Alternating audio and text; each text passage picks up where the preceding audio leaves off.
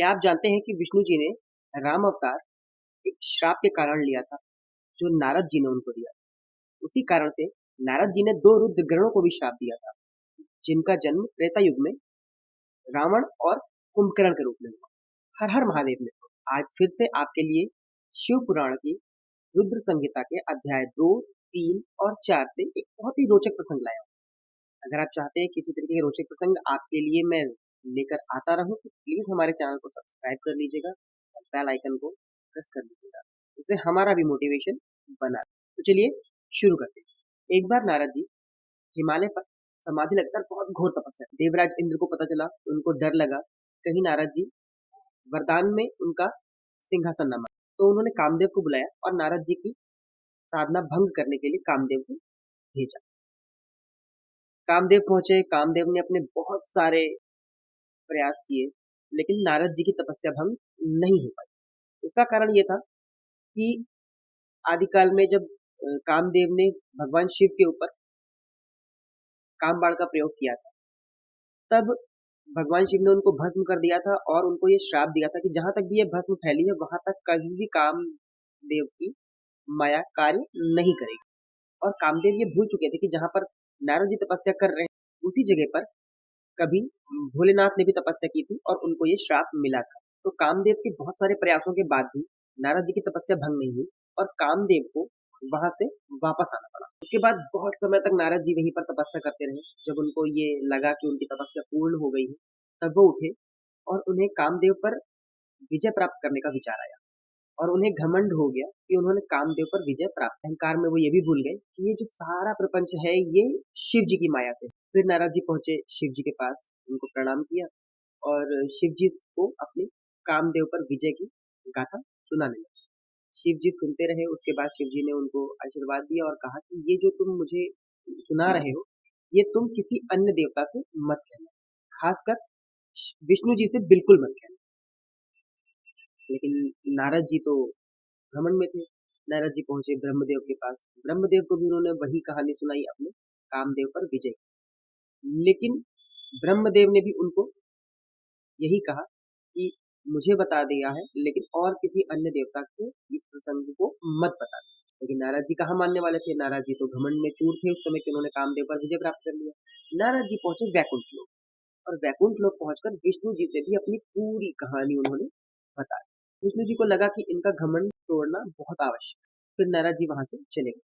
जब नारद जी वहां से गए, तो विष्णु जी ने शिव जी की इच्छा से एक माया का निर्माण। जिस तरफ नारद जी जा रहे थे, उसी तरफ उन्होंने एक बहुत सुंदर नगर का निर्माण, बहुत ही वैभवशाली, यहाँ की स्वर्ग से भी सुंदर। उस नगर का एक राजा था और उसकी बहुत ही सुंदर कन्या थी, जिसका नाम श्रीमती। राजा ने अपनी पुत्री के लिए स्वयंवर का आयोजन किया। नारद जी वहां पहुंचे। नारद जी का सत्कार हुआ, बहुत आदर किया गया उनका, उनकी पूजा की गई और राजा ने अपनी पुत्री को नारद जी से मिलवाया और नारद जी को उन्हें आशीर्वाद देने को कहा। नारद जी ने उसकी पुत्री को देखा और नारद जी आसक्त हुए। इतनी सुंदर कन्या देखकर नारद जी का मन वहीं फिसल और नारद जी उस लड़की से विवाह करने का सपना देखते। अब वो कन्या बहुत सुंदर थी और नारद जी तो इतने सुंदर थे, लेकिन नारद जी को ये लगा कि कन्याओं को, स्त्रियों को सौंदर्य बहुत प्रिय होता है। तो नारद जी ने सोचा कि अगर मेरा रूप ऐसा हो जाए कि मैं भी बहुत खूबसूरत हो जाऊं, तो शायद ये मुझे स्वीकार कर लेगी और मुझसे विवाह कर। ये सोचकर नारद जी वैकुंठ लोक वापस आए और वैकुंठ लोक आने के बाद उन्होंने विष्णु जी से अपने जैसा स्वरूप मांगा, यानी कि विष्णु जी जैसा स्वरूप, क्योंकि विष्णु जी से सुंदर तो कोई है नहीं। तो विष्णु जी ने उनका पूरा शरीर अपने जैसा बना दिया, केवल मुख जो था वो वानर जैसा। अब नारद जी वहां से निकले और वापस उसी नगरी में पहुंचे। वहां पर स्वयंवर चल रहा था। स्वयंवर में दो रुद्रगण ब्राह्मण रूप में वही। अब नारद जी वहां पहुंचे। नारद जी का जो वानर मुख था, वो सिर्फ उन दो रुद्रगणों को और उस कन्या को, जिसका स्वयंवर था, यानी कि राजा की पुत्री को, सिर्फ तीन लोगों को दिखाई पड़ रहा था।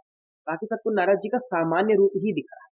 कन्या आई, उसने सबको देखा, नारद जी को देखा, तो नारद जी का वानर मुख देख करके उसने मुंह घुमा दिया और वो आगे बढ़ गई और उसने किसी का भी वर्ण किया ही नहीं, किसी के भी गले में वरमाला नहीं डाली। तब विष्णु जी वहां प्रकट हुए और विष्णु जी का उसने वर्ण किया, जैसा कि पहले से नियत थी। ये देखकर नारद जी को बहुत क्रोध आया। उन रुद्रगणों ने सभा में नारद जी का उपहास किया और नारद जी से कहा कि ये वानर रूप लेकर के आप स्वयंवर में आए हैं और आप सोच रहे हैं कि कन्या आपका अपहरण कर। उन्होंने दर्पण देखा तो नारद जी को अपना वानर जैसा मुख दिखाई पड़ा। अब नारद जी बहुत क्रोधित हो गए। नारद जी पहुंचे वैकुंठ लोक और वैकुंठ लोक पहुंचकर नारद जी ने भगवान विष्णु को श्राप दिया कि मुझे जिस प्रकार ये वियोग सहना पड़ रहा है उसी प्रकार आपको भी स्त्री के लिए वियोग सहना पड़ेगा।